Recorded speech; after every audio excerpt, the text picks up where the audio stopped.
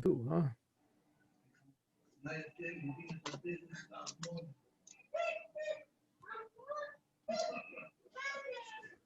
It's already very late.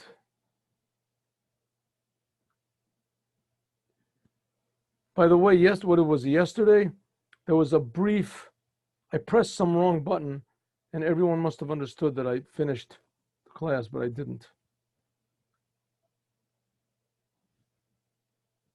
No, it just doesn't do it. I don't know why. Oh, here we go. Here we are. There it is. I got it. I had to push this little button. All right. All right, so it says, you should learn Torah. Why?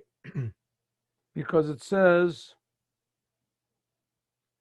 Cherut ala luchot.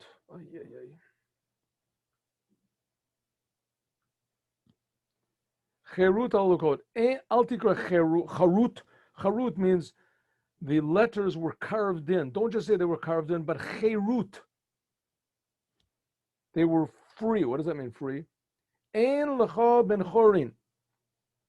There is no such thing as a free person, unless that person learns the Torah. If you don't learn the Torah, you're always going to be a slave to your own urges, to your own ignorance. If you learn Torah, then automatically the Torah fixes you up. 10%, 15%, but at least it fixes you up some. You have a chance to be free of your selfishness. You have to work on yourself, but at least there's a direction to work for. Anyone who works in Torah all the time, this person is elevated, like it says, mimatana nachaliel. Nachaliel bamot. Let's see what this means. Here we are.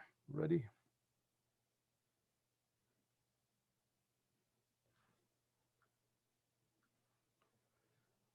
There's no one who is really a free person. He's always going to be attached or subservient or listening to his selfish urges. That's all his yetzer hara, the taivut libo, and the desires of his heart. The only one can do that only one can really be free is a person that works at learning Torah. Like we learned before in the previous Mishnah that the Torah, its garment is humility and fear of doing wrong. This keeps a person far from sin and makes him come close to merit, to positive things. It makes him grow and elevates him on the whole entire creation. That's the idea of learning the Torah. Kol mi she'osek b'Torah. Anyone who works at learning the Torah all the time, he is elevated. He can be elevated to greatness because of the merit of his wisdom of the Torah and the good character traits that he has inherited. Like it says, umimatna lachalel ninachalel bamot. Like it says, these are the journeys the Jews took in the desert, but this also can be taken metaphorically. How do we see from these words that a person that learns Torah is elevated? Because it says, mimatana nachaliel, from nachaliel bamot. Let's see what it means. In the beginning is midbar matana. The Torah was given in what's called the desert matana. That's what matana is referring to the Torah. This is referring to if a person puts himself totally like a desert, like everybody can tread on me. What does it mean tread on me? Not where Torah mitzvahs comes, but when other things go, right? So that's not bad. I'm humble. Just like the dirt, everything grows from the dirt. Also, another thing about the dirt is in the end, everybody dies and they get covered by the dirt. That's why the Jews are compared to the dirt. So therefore, a person who makes himself humble, his learning will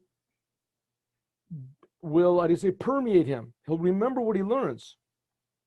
This was given as a gift. That's what matana means. Since it was given as a gift, as nachalo el. It is what God gave us as an inheritance. Like it says, umimatana matana nachleel. Nachal means the inheritance of el, of God. Since that God gave us the Torah, and you learn the Torah and internalize it, and you're not doing it for yourself, then that is a very valuable person. He raises up to greatness, like it says, machan leel bamot. Bamot means a high place. So from this, we can see the amazing value of learning the Torah. And tomorrow we'll do this, and we'll also continue learning the laws of cooking on Shabbat. Cooking on Shabbat. We'll skip over this law that we had about things getting mixed in, etc. We'll talk about that.